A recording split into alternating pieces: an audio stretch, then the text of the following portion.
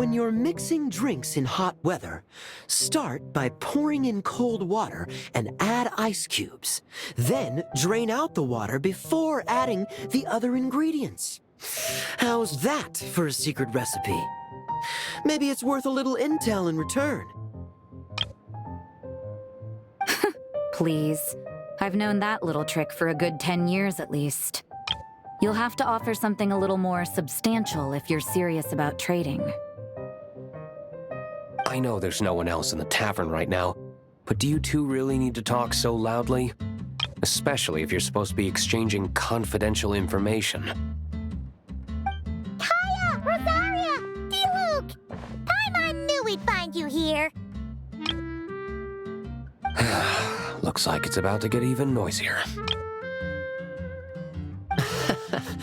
A little liveliness never killed anyone. Traveler, Paimon, what brings you our way?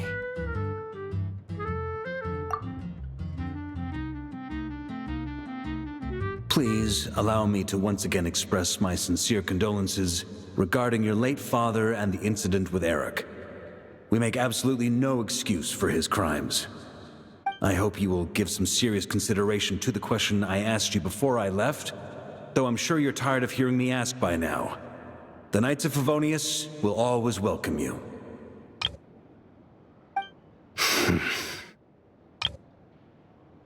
From the look on your face, I'm guessing the Grand Master is still refusing to drop it?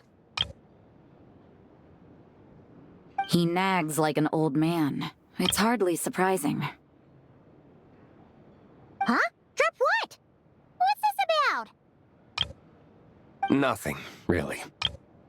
Before leaving on the expedition, Varka came here to chat with me over a drink. I failed to avoid him. He, asked me if I'd consider rejoining the Knights of Favonius, and I declined. He expressed his regret about everything that happened, and asked me to reconsider. That's all there is to it. Yeah, right. Sounds like you skipped a lot of details. There's clearly more to it. Whatever details I chose to omit are in the past. Dragging them back up now serves no purpose. You say that now, but back then, you couldn't let it go. You and the Knights of Favonius were constantly at odds. I wasn't seeing the full picture. I've had a lot of time to reflect since then.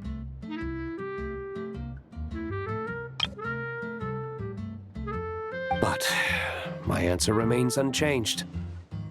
I'm not rejoining the Knights of Favonius.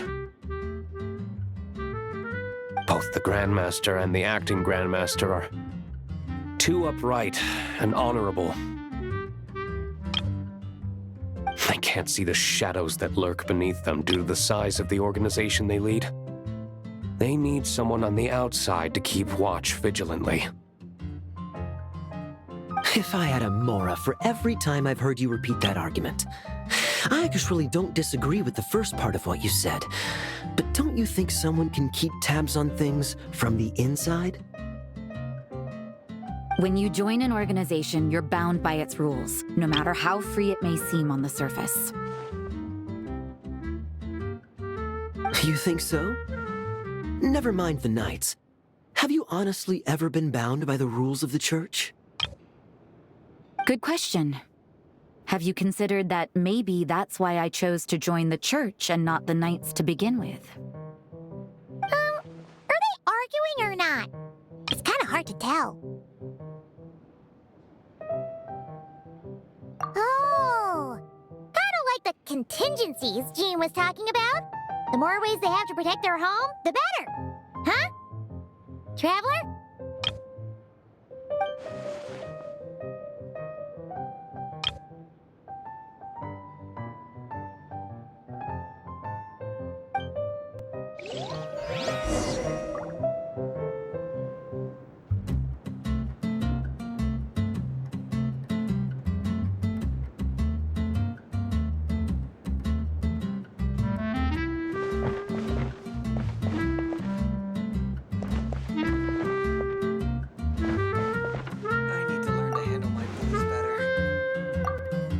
What should I report back to the Grand Master on? Let me think. Public order inside the city, monster activity in the wild. Oh, and a review of the latest vintages. I think I'll leave it at that.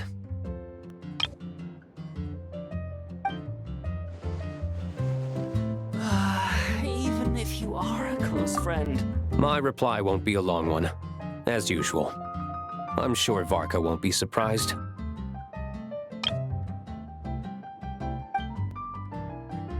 Come, my friend. Wine and adventure.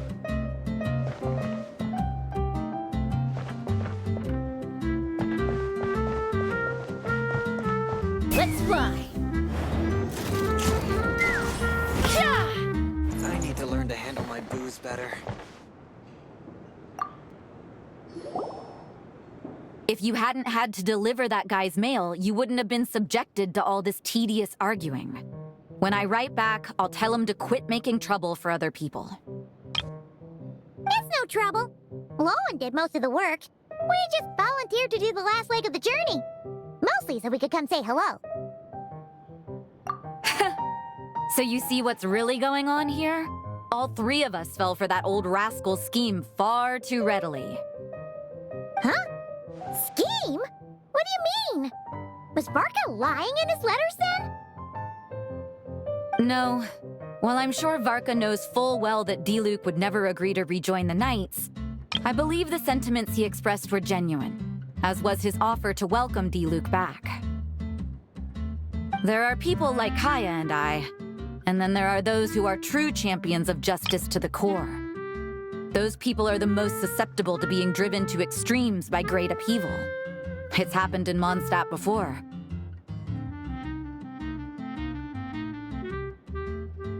Not only that, but it happened to a Knight of Boreas.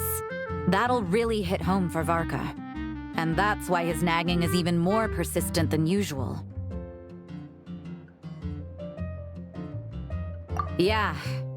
So no one's told you this before? The lineage of the Knights of Boreas had nearly been extinguished twice in history. The first was at its inception. The second was the case I was alluding to. Oh! Wasn't Jean telling us about this? Wait, and then we got caught up talking about the expedition, and we never got around to the second time. I happened to hear about it from Varka once when he was drinking and started yammering on.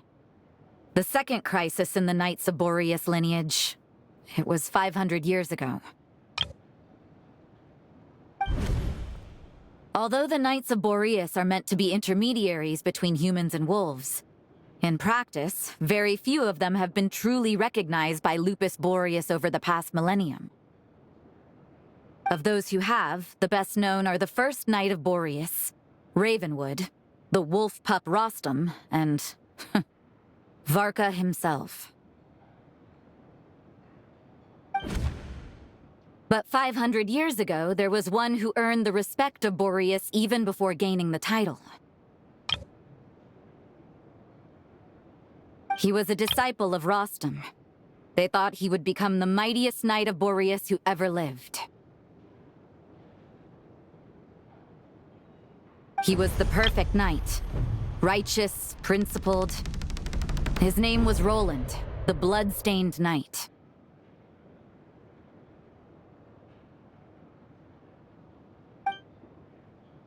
Yikes! Bloodstained Knight? That sounds a little ominous. Well, apparently his original title was the White Knight. But he lost countless comrades during the Abyssal Calamity 500 years ago, including his tutor and mentor, Rostam. The endless bloodshed stained his sword and armor a crimson as deep as black, transforming the White Knight into the Bloodstained Knight.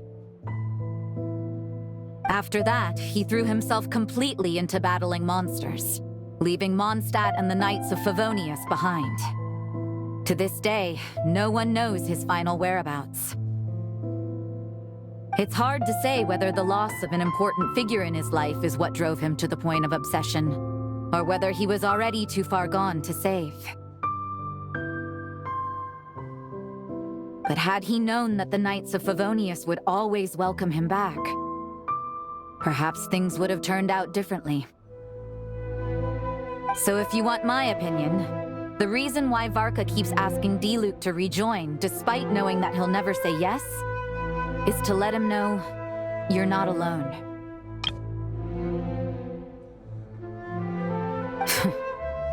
After all these years, he's still as persistent as ever. Just like how he used to be with me.